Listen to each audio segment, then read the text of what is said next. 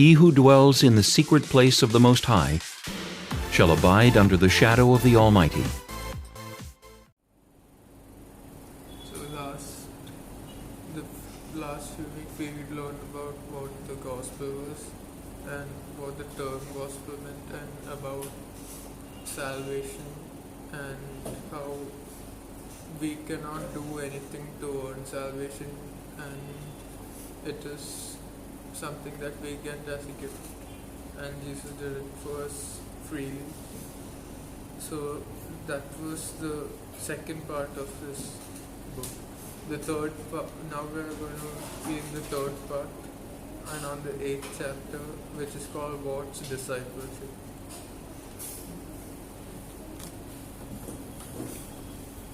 So the gospel that we learned about, it is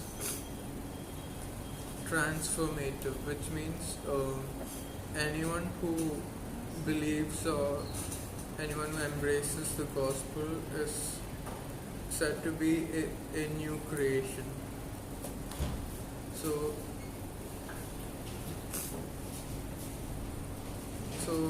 far we learned about a disciple.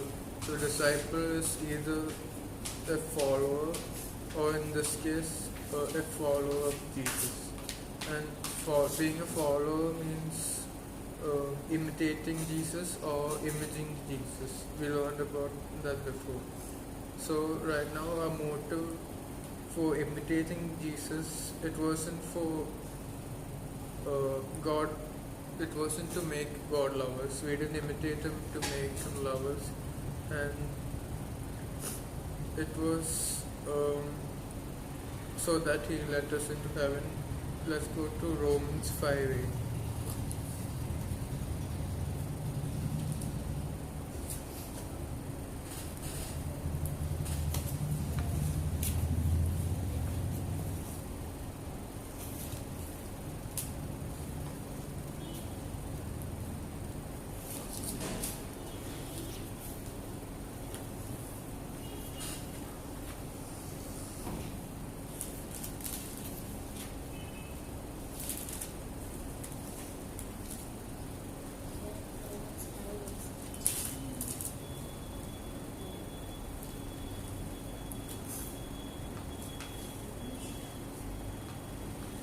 Romans 5 verse 8.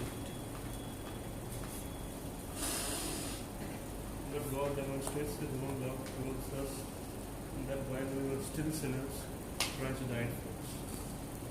So it says that while we were still sinners, so we didn't have to do anything for God to love us, and this was not the reason to imitate Jesus. It was because He loved us while we were still sinners and God's enemies.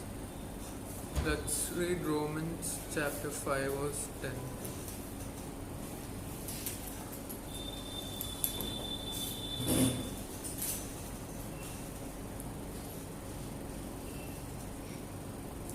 When we were enemies, we were reconciled to God through the death of His Son. Much more, having been reconciled with, we shall be saved by His grace. There you see the words God's enemies, and we were God's enemies, and in 5 verse 8 it said we were still sinners. So even though we were still sinners and His enemies, He loved us. So we don't get into heaven by imitating Jesus. That's not why we do it. So we get into heaven and become a part of His family when we believe the gospel. So our motive to imitate Jesus is not to make God love us, and it's not to keep God loving us. So which means it cannot be earned, and it cannot be like, suppose so His love and salvation cannot be earned by performance, right? So it cannot be kept by performance either. So because salvation has nothing to do with what we do or what we want to do, but it has everything to do with what Jesus did for us. if we go to 2 Corinthians chapter 5.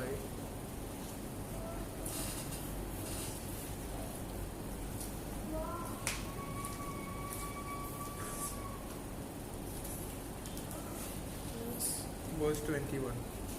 2 Corinthians chapter 5 verse 21. 5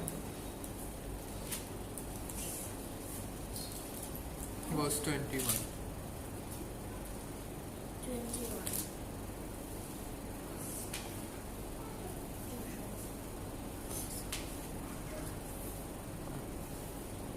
For we made him who knew no sin to be sin for us, that we might become the righteousness of God in him. So here we see that this is what Jesus did. So we can't take any credit for salvation, and Jesus gets all the credit. So what is salvation? It's like salvation is a gift given to us by God. So you don't do anything to get a gift, right? You don't work for it. You get it freely. So it's undeserved. But discipleship, on the other hand, is not like salvation. You have to do something for discipleship, and it's something we do as a result of believing the gospel. So earning God's love is not a reason for following Jesus. And so salvation has no cost. It is free. It's free for all the people who believe the gospel. But discipleship is not free, and it costs us something. It means so following Jesus, it isn't that easy, because it requires a lot of choices, like making choices to love, and those like to love and honor God, to treat people for what they are, which is fellow images of God that He loves and wants to bring into His family through the gospel. So it requires making lots of choices and doing things. So just like this Jesus' life, it wasn't easy. Let's go to 1 Peter chapter 2.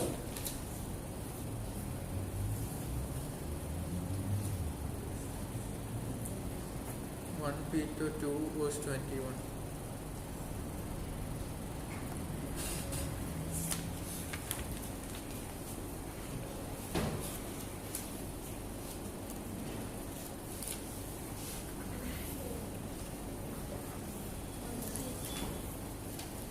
Peter chapter 2 verse 21.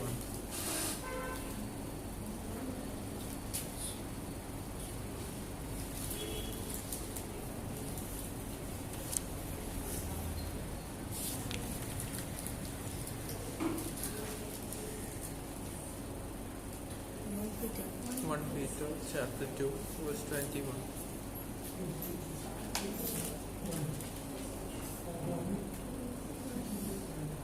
Everyone's there? Verse 5. 1 Peter 2 21.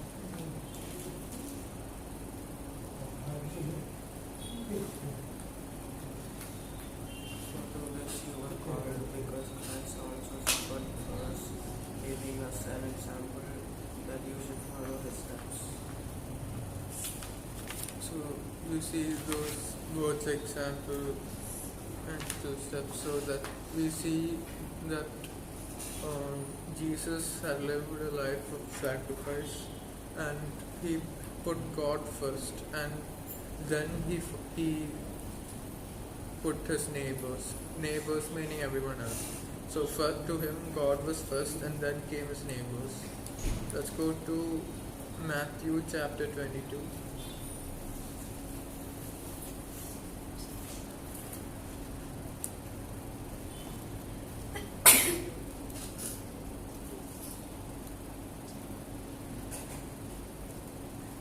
Matthew chapter 22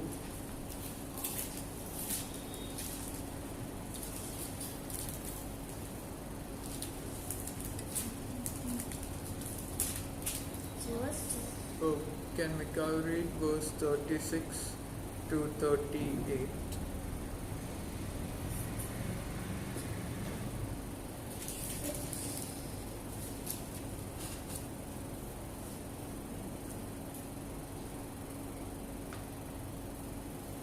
Teacher, which is the great commandment in the law? Jesus said to him, You shall love the Lord your God with all your heart, with all your soul, and with all your mind. This is the first and great commandment. And can Rebecca read till 40?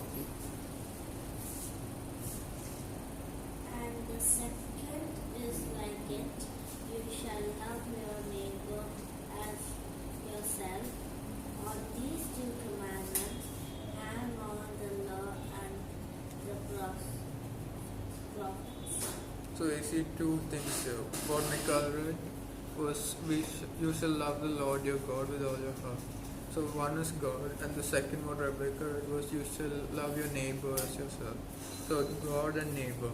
Jesus loved God first and then his neighbor. Neighbor as in it meant everyone else. So Jesus did not live this way so that God would love him. So because for God to be happy with him, because God already loved Jesus. So following Jesus is said to be is hard because there's no believer here that's like Jesus. It's hard to live like him consistently.